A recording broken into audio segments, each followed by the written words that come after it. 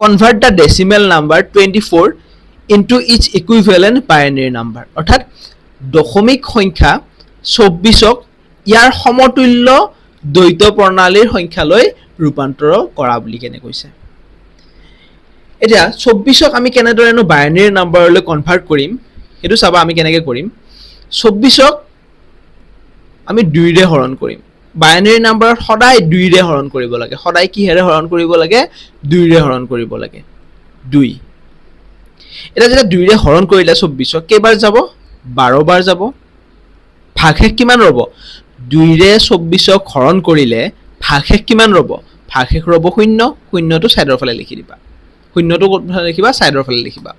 এটা 12 আকৌ 2 ৰে হৰণ কৰিব লাগিব 2 ৰে হৰণ কৰিব লাগিব 2 ৰে হৰণ কৰিলে কিবা যাব 6 বাৰ যাব ভাগশেষটো আকৌ সাইডৰ ফালে লিখি দিবা আকৌ 2 ৰে হৰণ কৰা 2 ৰে হৰণ কৰিলে এবাৰ কিবা যাব 3 বাৰ যাব ভাগশেষটো কি কৰিবা সাইডৰ ফালে লিখিবা আকৌ যদি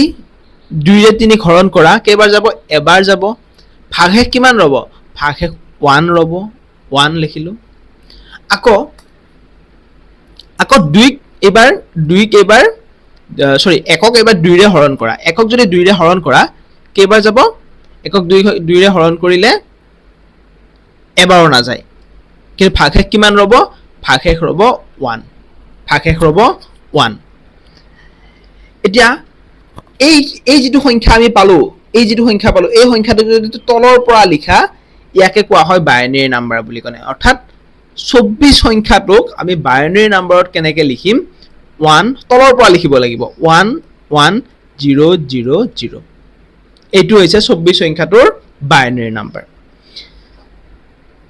মানে কি কৰিলো ইয়াতে বাইনাৰী নাম্বাৰত আমি সদায় যিকোনো সংখ্যাক আমি 2 ৰে হৰণ কৰিম যিমান বাৰ যাব হেতু লিখিম তলৰ ফালে আৰু সাইডত লিখিম ভাগশেষ কিবা ৰৈছে না নাই হয়তো ভাগশেষ 0 হ'ব একো ভাগশেষ নাথাকিব পাৰে হয়তো এক ভাগশেষ মানে থাকিব পাৰে তেনেকৈ আমি এটো কনভাৰ্ট কৰিব লাগে